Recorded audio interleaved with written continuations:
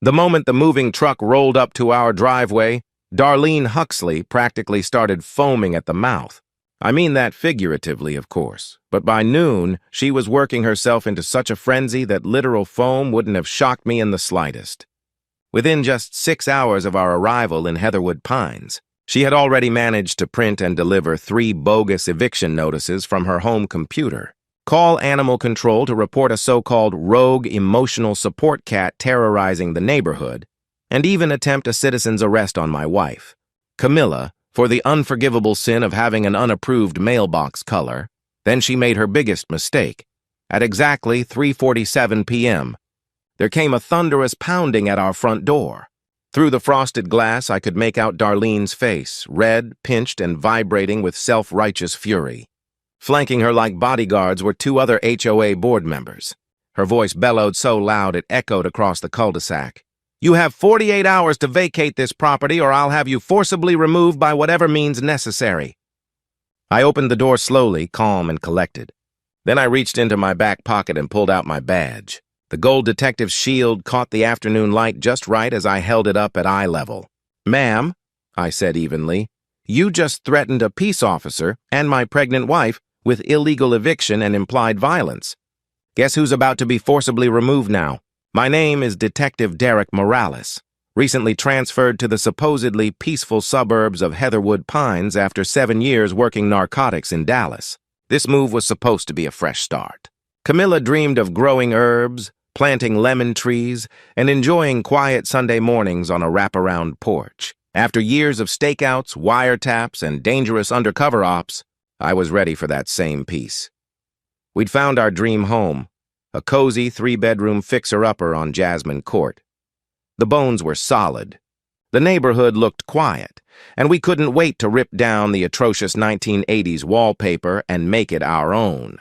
What I didn't realize was that, in all my years dealing with drug dealers, gang members, and hardened criminals, I'd never met anyone as ruthless or as delusional as Darlene Huxley. She was 5'2" of pure, concentrated spite. Always in capri pants stuffed with what I swear were tactical pockets, she carried her HOA president title like a medieval queen swinging a royal decree. She'd once tried to ban outdoor laughter after 8 p.m. because it violated the sanctity of evening quiet hours. Wind chimes? Forbidden. Garden gnomes? Outlawed. And every mailbox had to be painted the exact same shade of regulation beige. The trouble started small, like it always does with people like Darlene. The morning after we moved in, a neatly folded warning notice was tucked under our windshield wiper. Our crime? An unpainted fence slat on the side of the house. Never mind that we'd owned the place for less than 24 hours. The next day, another letter appeared, this time a formal citation accusing us of displaying aggressively modernist patio furniture that clashed with the established aesthetic standards of Heatherwood Pines. It would have been funny if it weren't so infuriating. During our first weekend barbecue, a drone appeared over our backyard, hovering low enough to be obvious but high enough to pretend innocence. It circled 3 times, camera fixed squarely on our grill like it was collecting evidence for a federal case. When I waved at it sarcastically, it zipped away, straight toward Darlene's house 3 doors down. By Monday, we'd been reported to the city for operating an unauthorized business from a residential property. That business turned out to be my garage gym, where I trained alone at 5 a.m. before work. The poor city inspector who came out looked embarrassed to even be there. I showed him my badge, explained the situation, and he closed the case immediately. Before leaving, he let slip that the anonymous complainant had called 6 separate times demanding urgent enforcement action. Camilla, sweet, patient Camilla, still tried to keep the peace. She baked a batch of her grandmother's empanadas and brought them to Darlene's house, hoping to smooth things over.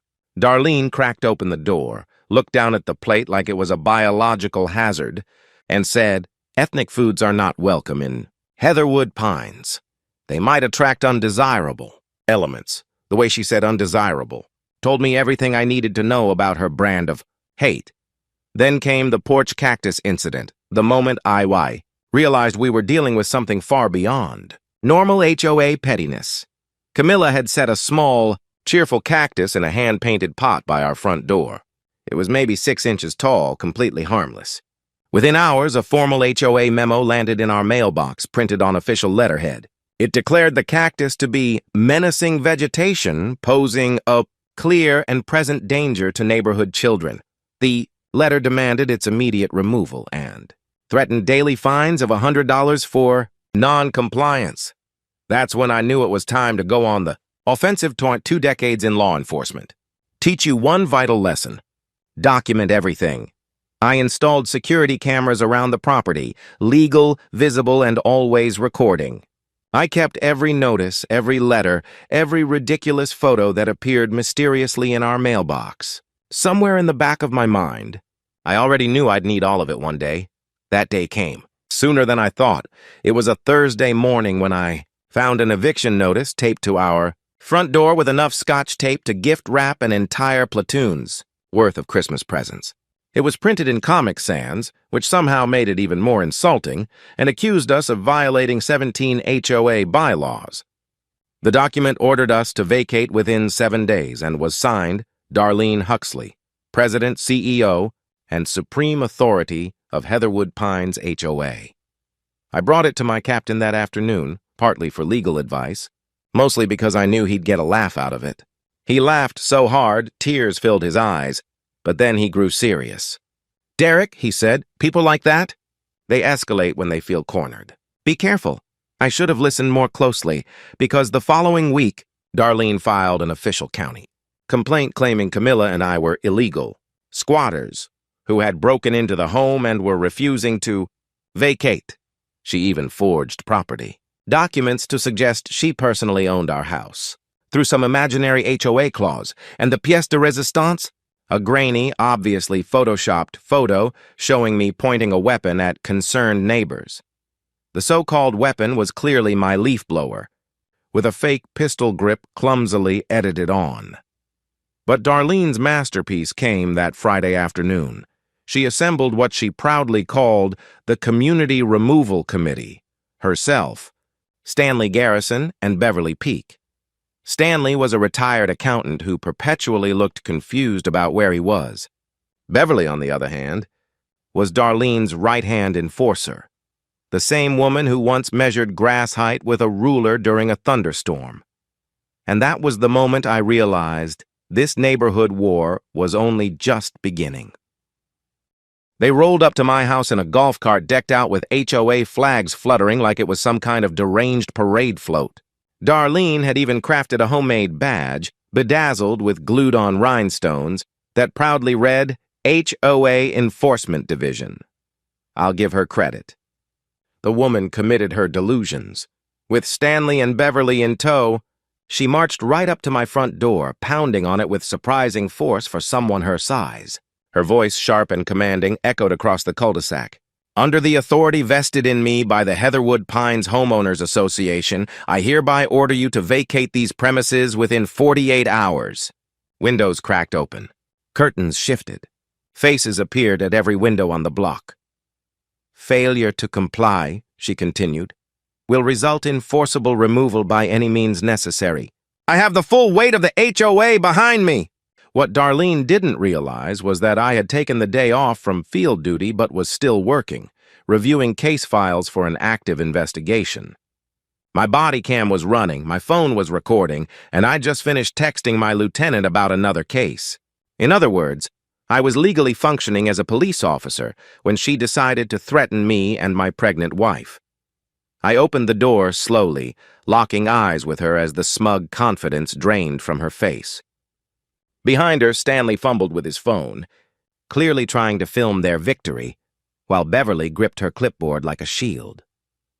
I reached into my back pocket with deliberate calm, pulled out my detective's badge, and held it up so all three could see. "Ma'am," I said in my official tone, the one I reserve for arrests and courtroom testimony, "I'm Detective Derek Morales with the Heatherwood Pines Police Department. You've just committed several crimes, including impersonating a government official, making terroristic threats, and attempting to illegally evict lawful residents. You have the right to remain silent." Darlene's jaw dropped. Her mouth opened and closed like a goldfish gasping for air. That's not, you can't, she stammered. I am the authority here, she suddenly shouted, stamping her foot like a furious toddler. This is my neighborhood. I decide who lives here. I continued reading her rights calmly while pulling my phone with my free hand. Sheriff's office, this is Detective Morales. I've got a situation at my residence involving threats and attempted illegal eviction. I'll need units for transport. Stanley dropped his phone with a clatter. Beverly's clipboard slipped from her fingers, papers fluttering across my lawn like confetti. They both stepped backward, the color draining from their faces as reality began to set in. Darlene, however, wasn't ready to surrender. You can't arrest me, she screamed, flecks of spit flying. I'm the HOA president. I have immunity. This is my jurisdiction. Then she actually tried to push past me into the house, adding attempted breaking and entering to her already impressive list of charges. Within 10 minutes, 2 sheriff's deputies arrived. Lights flashing, sirens off. They wanted to keep the scene calm, but by that point, every neighbor on the street was watching. Phones were out. This was already a full-blown suburban spectacle.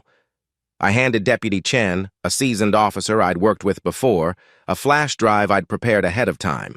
On it were screenshots of Darlene's fake documents, threatening emails, surveillance clips of her drone hovering over our backyard, and recordings of prior confrontations. Chen reviewed the evidence on his patrol car's laptop, his eyebrows steadily climbing higher. She claimed she owned your house?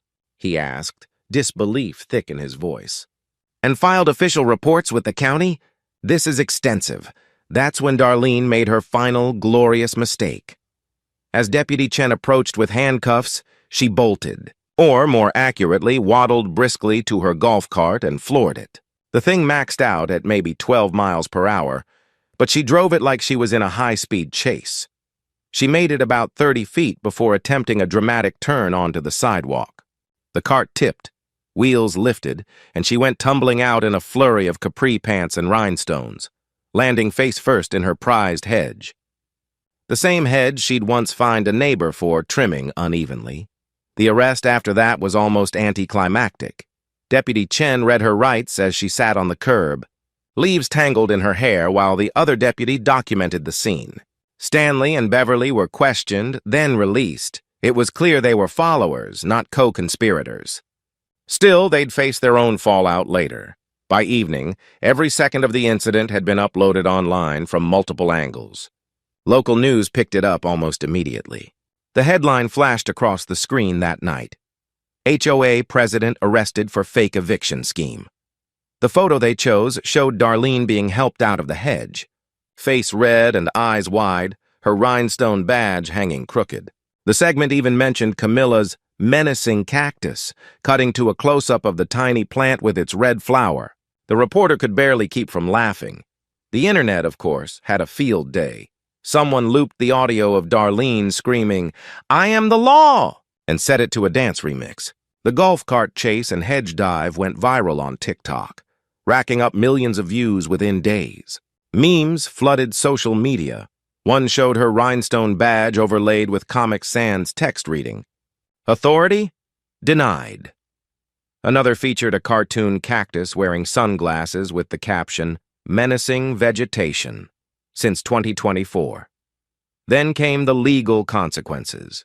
The district attorney's office, smelling both an easy win and great PR, threw the book at her, impersonating a government official, filing false reports, making terroristic threats, attempted breaking and entering, harassment, and misuse of emergency services. Each carried real jail time and hefty fines. At her arraignment, Darlene insisted on representing herself. It went exactly how you'd expect. She declared that the judge had no authority within Heatherwood Pines and claimed sovereign HOA immunity. Judge Harper, a no-nonsense woman who'd seen it all, wasn't impressed.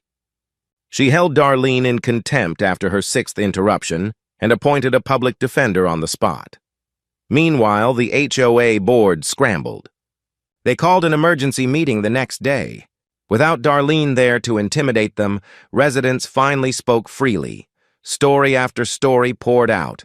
Harassment, discrimination, pure abuse of power.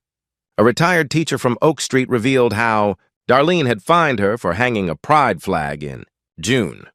A young couple admitted she'd measured their baby stroller to ensure it complied with community standards. The vote to remove Darlene from the board was unanimous. The vote to dissolve the HOA entirely? Near unanimous, only 2 dissenting votes, both from her last remaining loyalists. They were swiftly ostracized by the community. In place of the HOA, residents set up a neighborhood suggestions box. It mostly collected recipes, lost pet notices, and photos of cats. It was perfect. Camilla's little cactus became something of a community mascot. Neighbors started leaving tiny trinkets around it. Decorative stones, miniature sombreros, toy badges. Someone even made a wooden sign that read, "Heatherwood Pines Official Menacing Vegetation, Est 2024. We kept every piece of it. A small shrine to the absurdity we'd survived. 3 months later, Darlene's case ended in a plea deal. She avoided jail but got 2 years of probation, 300 hours of community service, ironically, helping low-income families with housing issues, and fines totaling $47,000. She was also banned from holding any administrative, governmental, or quasi-governmental position in the entire county for 10 years. The judge specifically included HOA boards, PTAs, and even neighborhood watch groups. Then came the civil suits. Turns out Darlene's victims had been keeping records too. A veteran she'd fined for flying a flag 2 inches too large. A single mother had reported to Child Services because her kids drew chalk art on their own driveway. An Indian family she'd tried to stop from celebrating Diwali. Each one had documentation, and each one won.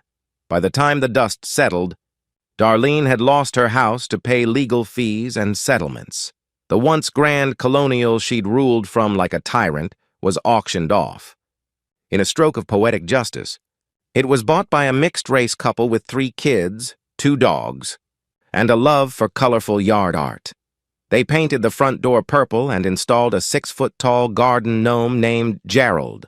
And as for Darlene, when the judge read out her $47,000 fine and the 10-year ban from any position of authority, she stood motionless, face cycling through disbelief, rage, and finally a hollow understanding.